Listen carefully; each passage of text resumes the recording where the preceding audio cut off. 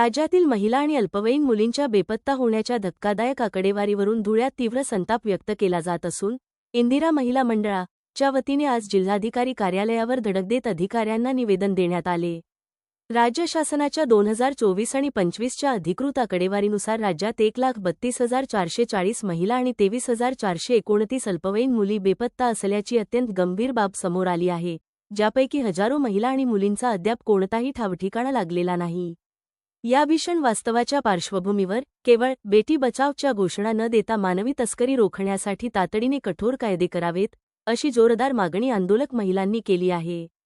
प्रत्येक जिल्ह्यात विशेष मिसिंग सेल स्थापन करून बेपत्ता प्रकरणांचा 30 दिवसांत छडा लावण्याचे कायदेशीर बंधन असावे, तसेच सर्व सार्वजनिक ठिकाणी सीसीटीव्ही यंत्रणा सक्तीची करावी, अशा प्रमुख मागण्यांचे निवेदन राज्याचे मुख्यमंत्री आणि गृहमंत्री यांना जिल्हा प्रशासनामार्फत पाठवण्यात आले आहे। राज्याचे गृहखाते महिलांना सुरक्षा देण्यास अपयशी ठरत असल्याचा आरोप करत, राज्यातील प्रत्येक घरातील मुलगी सुरक्षित असणे हीच खरी लाडकी बहीण योजना ठरेल, असा खडा सवाल या महिलांनी उपस्थित केला असून प्रशासनाला तातडीने उपाययोजना करण्याचे आवाहन केले आहे। यावेळी निवेदन देताना इंदिरा महिला मंडळ अध्यक्ष प्रभाजी परदेशी, सचिव मीरा सरोज, दीपाली सूर्यवंशी, मनीषा गवळे, प्रतिभा पाटील, तेजस्विनी मोरे आदी उपस्थित होते। नमस्कार। आज आम्ही इंदिरा महिला मंडळ धुळे सामाजिक संस्थेच्या वतीने मी प्रभाजी रामदार परदेशी जिल्हाधिकाऱ्यांना निवेदन दिलेले आम्ही उपजिल्हाधिकाऱ्यांना शरद पवार साहेबांना आणि तो आम्ही देवेंद्रजींना पाठवलेला आहे, कारण की त्यांच्याकडे गृह खातं आहे।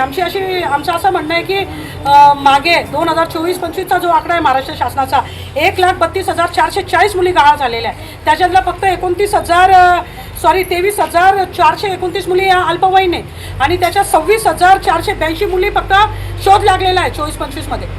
तर या 24च्या मुली मी सांगते तुम्हाला, मग सांगा ग्रह खातं यांच्याकडे असेल, एकीकडे सांगत असेल हम बेटी बचाओ बेटी पढाओ बोलते, मग एवढ्या मुली आमच्या ग्रह खातं तुमच्याकडे असेल तर आमच्या मुली गहाळ कशा होतात आणि गहाळ झाल्या तर ते देह विक्रीमध्ये जातात। सर्वांना माहिती आहे देह विक्रीमध्ये मुली जातात, व्यवसायामध्ये त्यांना टाकण्यात येतं आणि ज्याही मुली जातात त्या गोरगरिबाच्या आदिवासी बांधवांच्या जात असतील, ज्यांच्या कुटुंबावर भाऊ बापाचा सहारा नसेल अशा मुली जातात, त्यांचा थारा घेणारा कोणी नसतो। पोलीस प्रशासनकडे आम्ही वर्तमानपत्र उघडलं का रोज 1-2 मुली गहाळ होतात अल्पशा फूस देऊन। मला सांगा सर्वच मुली एवढा फूस देऊन लगेच चालल्या जातात का? जातात।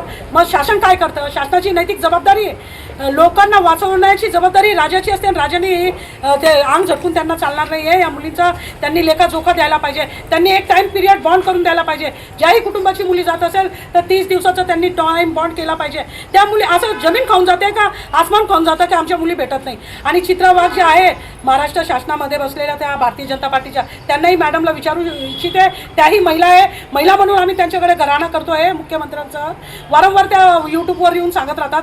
आजही त्यांना मॅडमला सांगतो 1,32,000 मुली, मागच्या विधानसभेमधला आकडा आहे 48,000 मुलींचा, मग या मुली जातात कुठे?